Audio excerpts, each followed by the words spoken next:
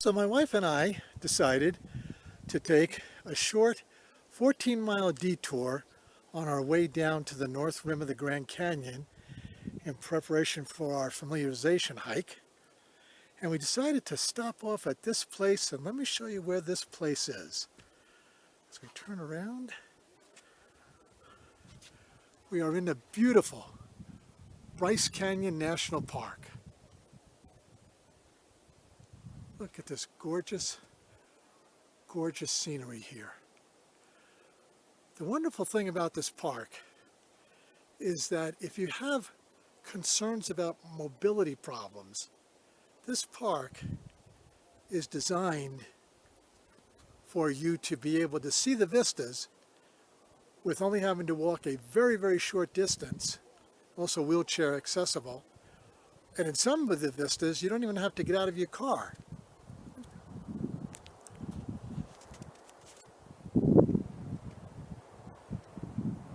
Here we stand.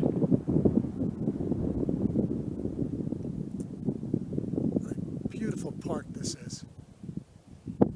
Let's swing around a little bit further to the north.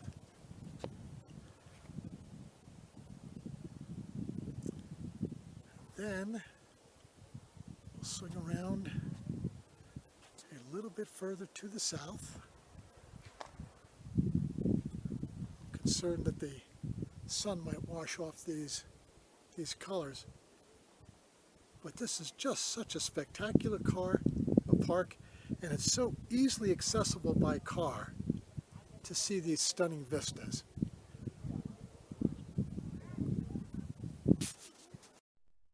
So we are not at the far view vista. I apologize in advance. We have some wind up here. We're actually at about 8,800 feet. At this altitude, you typically pick up wind in the afternoon. The wonderful thing about this particular vista, I just want to pan around a little bit just to show you a little bit more of the area. The great thing about this vista is that the parking lot is about a 50-yard walk at most to this kind of a lookout.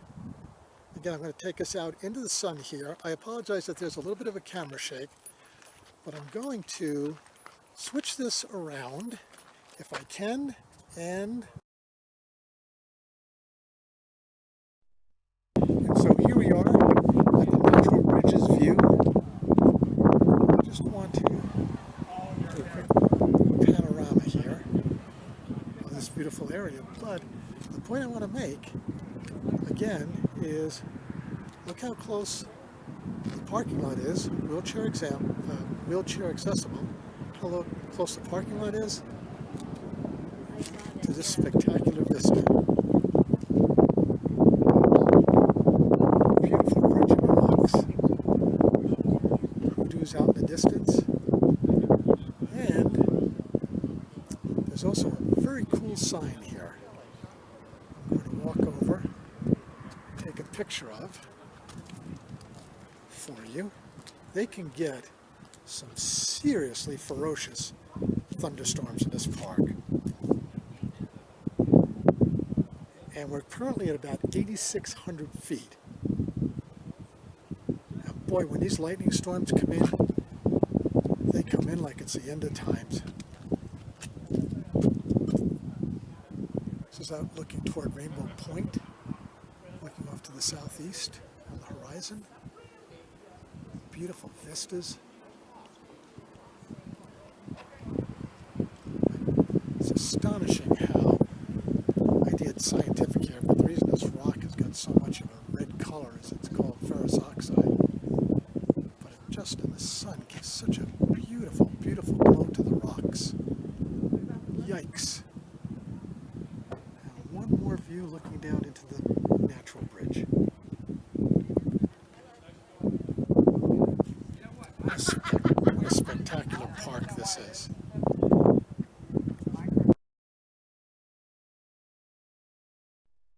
So I've found a finger of land looking out into the hoodoos. It's said that the original Native Americans that lived in this area never visited here. because they felt that the hoodoos were actually frozen spirits, and some believe that this was an evil place. Boy, look at those rich ochres. Let me see if I can do this. This is a little bit spooky, but if I point down, give you an idea how far the drop-off is. On this side, let's see if I can get this to come out a little bit further. There we go. Look down into Bryce. There's a lot of hiking trails through here that are really very, very passable if you want to get off the beaten path. But the fact of the matter is, in some of these places, you don't even need to get out of your car. That's how cool this park is.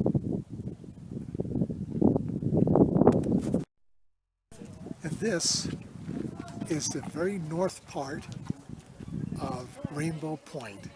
This is looking north into the heart of the park. I think they should call this Take Your Breath Away Point.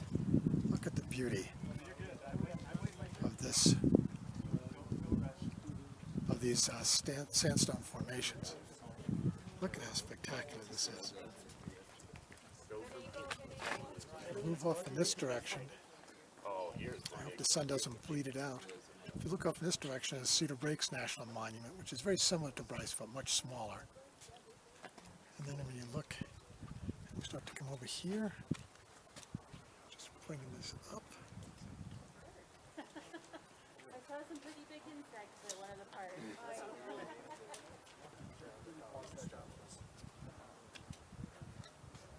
Okay, so that is our tour of Bryce Canyon National Park. What a beautiful day we've had.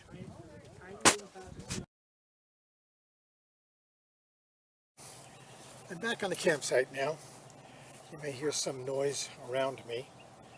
I hope you really enjoyed this short trip that I took to Bryce Canyon National Park. I apologize again that some of the videos were shaky. There's a lot of wind up there, and I know the audio was a bit of a problem. But there's a couple of points I want to make as I wrap this part of the trip up.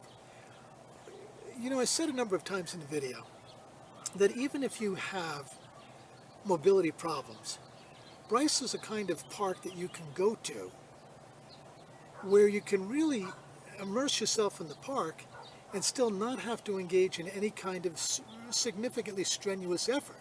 So if you have mobility problems, you can still get to these beautiful lookouts. But there are a couple other points I want to make here. You know, when you think about it, the baby boomer generation defined the concept of the road trip. Think about the classics. Travels with Charlie by John Steinbeck, William Least Heat Moon's book Blue Highways, and the classic for motorcycle riders, Robert Pirsig's Zen in the Art of Motorcycle Maintenance. For over 40 years, over 50 years, people have been using a road trip to assuage their sense of adventure and also to soothe their battered souls. You know, when you think about the year and a half we just went through, maybe, just maybe, a road trip is just what the doctor ordered. Let me give you an example.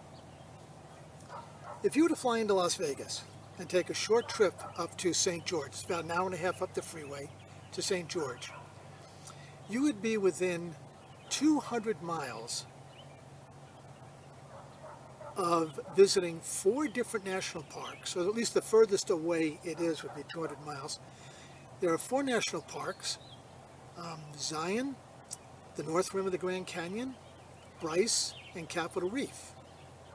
In addition to that, you could also see 3 national monuments.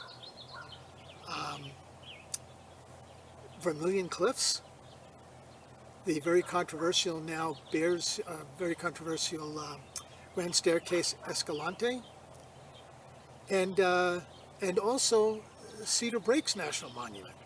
And you could also get into the north end of Zion National Park and see Colab Canyon. And the furthest point that from St. George that is would be Capitol Reef, and it's just a shade over 200 miles.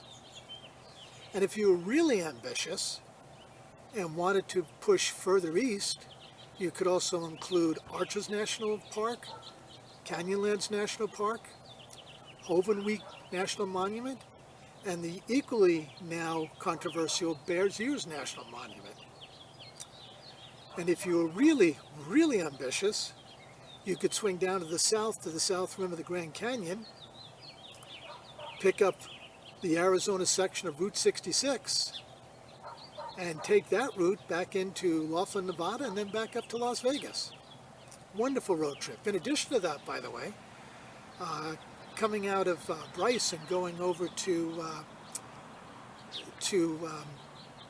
Capitol Reef is one of the most beautiful roads in America, Utah Highway 12. So beautiful, if I was doing a loop, I'd probably go up to Capitol Reef and then just backtrack down through on Highway 12. But that's a tremendous amount to be able to see on a road trip within 200 miles of St. George. I've got a plane flying over here. You may hear it in the background.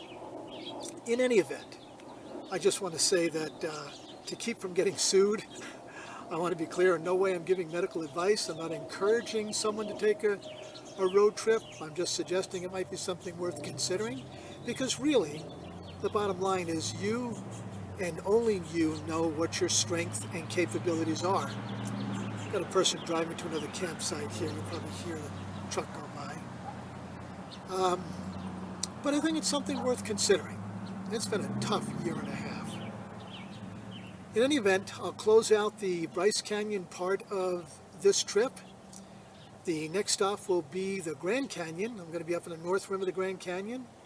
And then from the Grand Canyon, I'll swing around to the south rim of the Grand Canyon and try that pretty tough Angel's Landing to Indian Gardens Campground section of the hike. In any event, I'll see you in the next video.